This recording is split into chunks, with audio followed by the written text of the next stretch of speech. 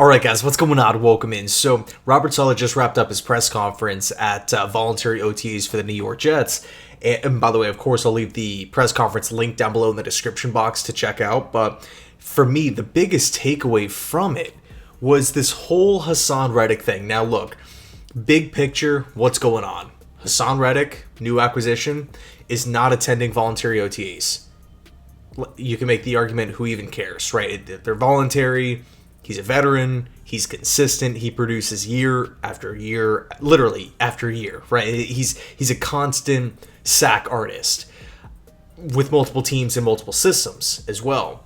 So he doesn't necessarily have to be there, but the argument against that is, in a perfect world, you want all your players at voluntary OTAs. It doesn't matter if they're a rookie, doesn't matter if they're, a 10-year veteran, especially, though, if he's a new acquisition, a brand new free agent signing, or somebody that you just traded for, just like Haason Reddick, right? Somebody that you want to get acclimated with the new scheme, acclimated with the new coaches, acclimated with the new players, right? Really start that process early on, just like Aaron Rodgers did, right? When we acquired him from Green Bay, imagine how big of a storyline it would have been if he just would have held out.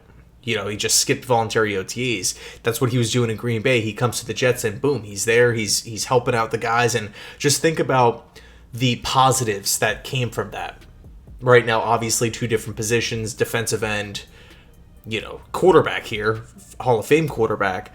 But it still goes to show that, it would have eliminated a storyline. It would have eliminated, these questions that Saleh has to answer. And, again, this is, to me, the biggest takeaway from the press conference. Saleh does not know why Hassan Reddick is not at voluntary OTAs. He was asked about the potential contract situation. He just deferred to JD. That's the classic Saleh, right? That's a Joe Douglas question. He also said that he has not been in contact with Hassan Reddick, but he does expect to see him in mandatory minicamp. Now, to be fair, it's pretty clear why Reddick is holding out. He wants a new contract. I mean, in his intro press conference with the New York Jets, once that trade went down, he talked about wanting a new deal. Talked about him as a player, and I mean, you can't blame the guy. He's a great NFL pass rusher. He wants a lot of money. He wants a long-term extension. The Eagles just traded him away because they didn't feel comfortable doing that. In fact, they actually paid freaking Bryce Huff, right, from the Jets. So we had the swap between edge rushers between the Jets and the Eagles. And look, right, there were talks at the end of the season before this trade went down amongst Eagles circles, right? They felt like Reddick was going to hold out anyway.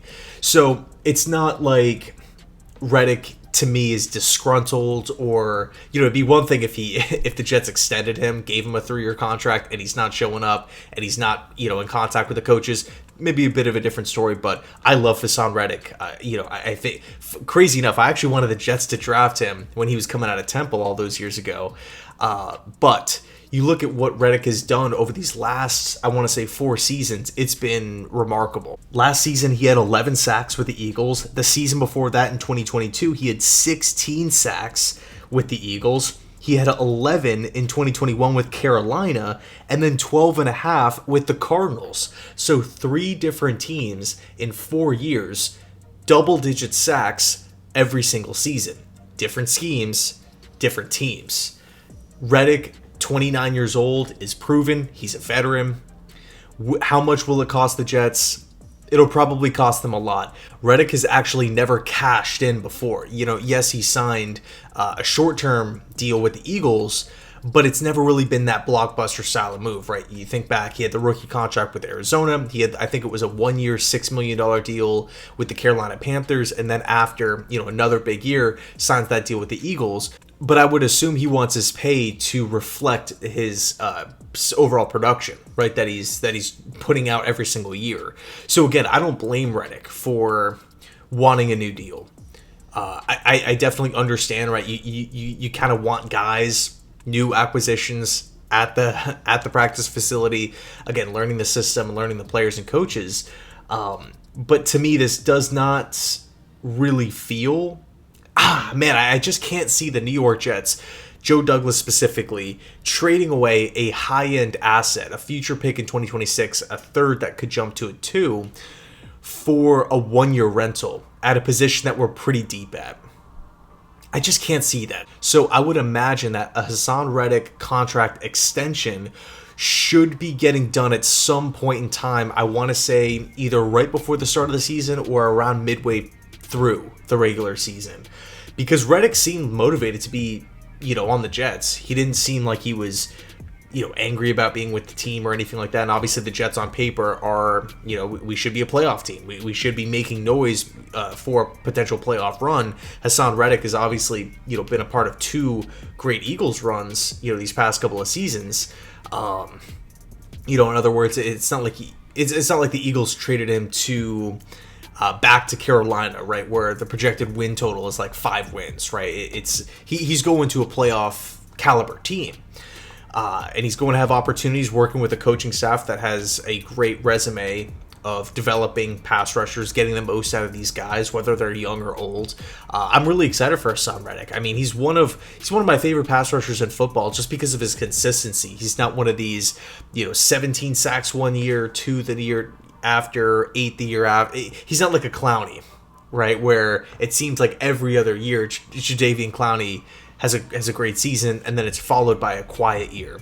And crazy enough, Clowney was actually the first pass rushing target that the Jets had interest in. He goes and signs elsewhere. Now all of a sudden we get the news that the Jets are trading for Hassan Reddick. So anyway, let me know your thoughts down below in the comment section. Thanks so much for watching. Is this a big deal? Are you bothered by it? Or, again, big picture, macro perspective, are you saying, it's a veteran player, missing voluntary OTAs, he wants a new contract. It is what it is. Not that big of a deal. Thanks so much, and as always, go Jets.